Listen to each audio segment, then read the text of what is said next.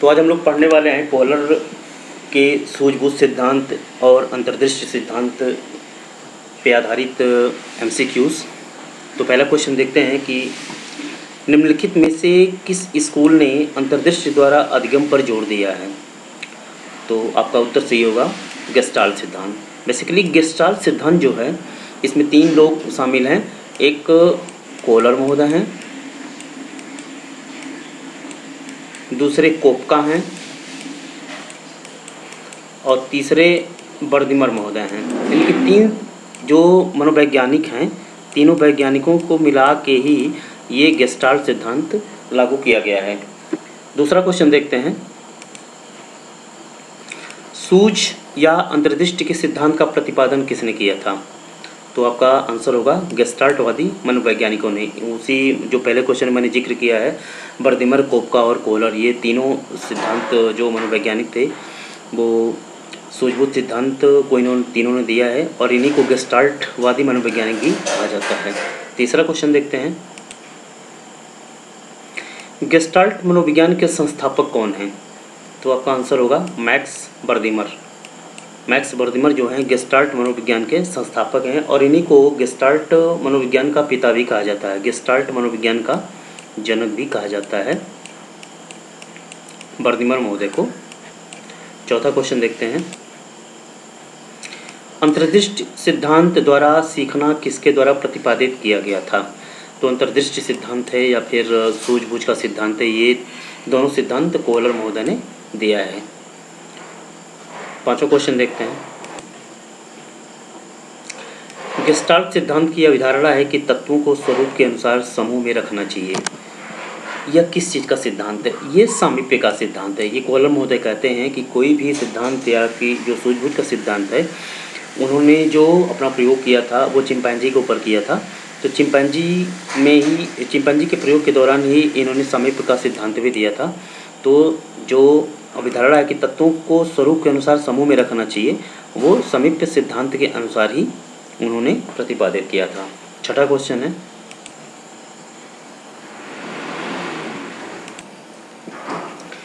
अपने प्रयोग के माध्यम से कोहलर ने यह सिद्ध करने का प्रयास किया था कि अधिगम क्या है।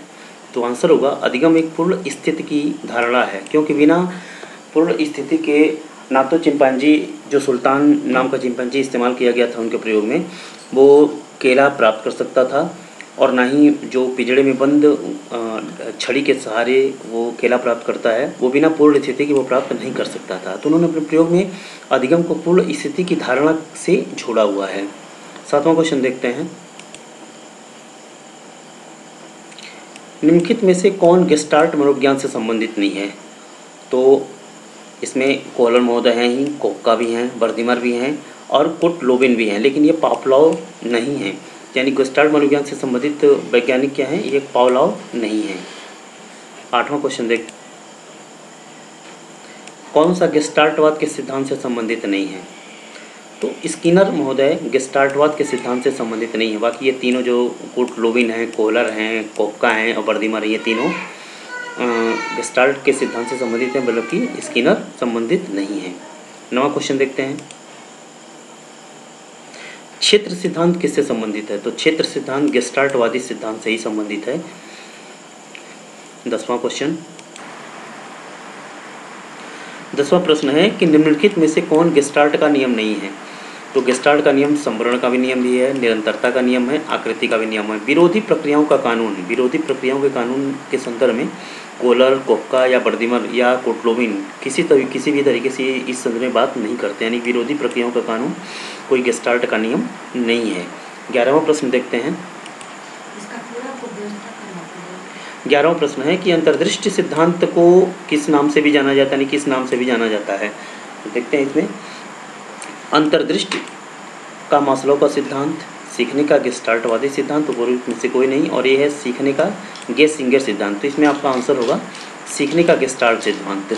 तो अंतर्दृष्टि सिद्धांत या सूझबूझ का सिद्धांत इन्होंने जो कोहलर महोदय ने दिया था, तो इसमें सीखने का सिद्धांत गेस्टाल्ट सिद्धांत ही अंतर्दृष्टि का सिद्धांत कहा जाता है। 12वां प्रश्न देखते हैं, 12वां प्रश्न है गेस्टाल्ट मनोविज्ञान के सबसे प्रमुख सदस्य थे।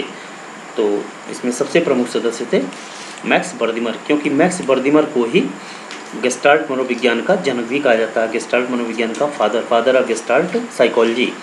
कट कोपका, कोहलर, ये सारे संबंधित तो इसी से हैं, लेकिन father of Gestalt psychology Max Wertheimer को ही कहा जाता है।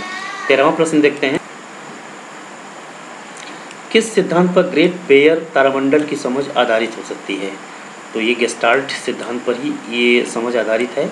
गेस्टाल्ट के अंतर्गत बर्दिमर महोदय कहते हैं कि जिस प्रकार प्राचीन काल में जो हमारे घर के वृद्ध जन होते थे वो तारों को देख के दिशा ज्ञान करते थे, तारों के बारे में बहुत सारी कहानियाँ गढ़ते थे, उसी तरह बच्चे भी, आजकल के जो बच्चे होते हैं वो भी तारों के माध्यम से ज्ञान प्राप्त करते हैं, तारों के बारे में ढेर सारी उनकी क्वेरी होती है अपने गार्जियन से।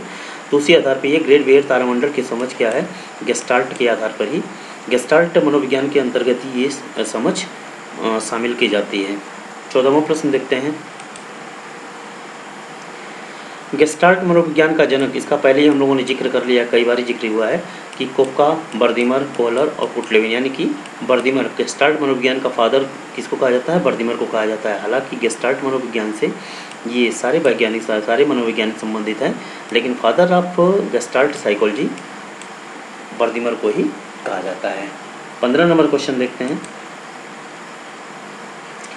कोहलर ने अपने प्रयोग में जिस चिंपैंजी का इस्तेमाल किया था उसका नाम क्या था?